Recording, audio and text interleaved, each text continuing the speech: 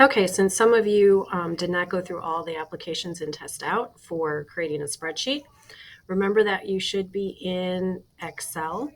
When you are in Excel, the first thing it asks you to do is to create a title, spreading out the different, so these are the column names, these are the row numbers, so these are columns up and down, rows go across.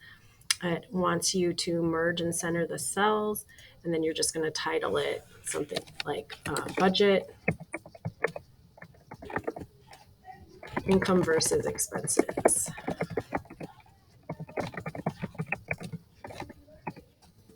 Give it some nice name, and then I want you to put your income in. So those three I will merge and center. I'm going to center the title here. This is your income. Nope, I just wanted to say income. I centered it. So it has the dates of when that you are going to get paid. If it's weekly, just say it's like the end of the week. So it would be like on the 7th, the 14th, the 21st, and the 30th. Otherwise, it can be, if it's twice a month, it's on the 15th and the 30th. A lot of people get paid twice a month. So you have to figure, let's say I'm going to be a technician, a lab tech. They don't need to have any special training. I looked it up on the internet. I get paid. This is the amount that I'm getting paid every couple of weeks, and it's about $1,500. So each time I get paid, I'm getting paid $1,500. So now the thing about spreadsheets, why we do this, is because we want to have a total.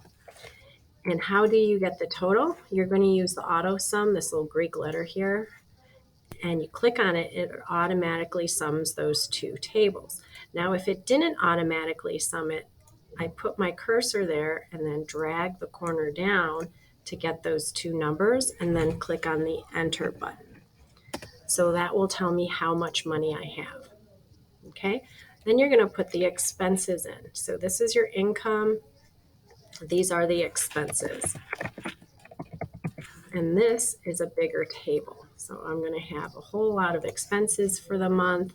I'm going to merge those cells. I'm going to put that in the middle. And this is the name of it. What is the name of it? The amount.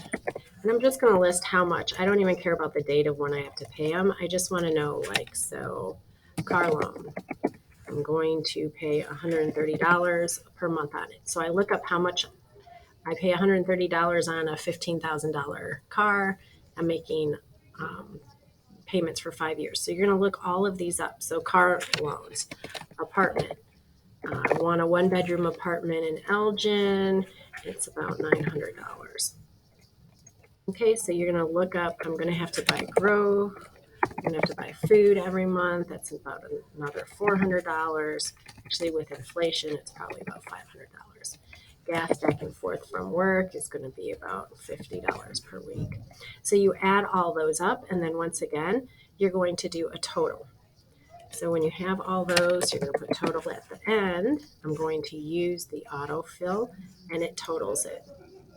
Nope. Maybe I'm going to use the autofill. Nope. Hold on a second. Autofill automatically does it. All right, so now I want to see my income versus expenses. So I'm going to see, am I balanced? So what is my total left over?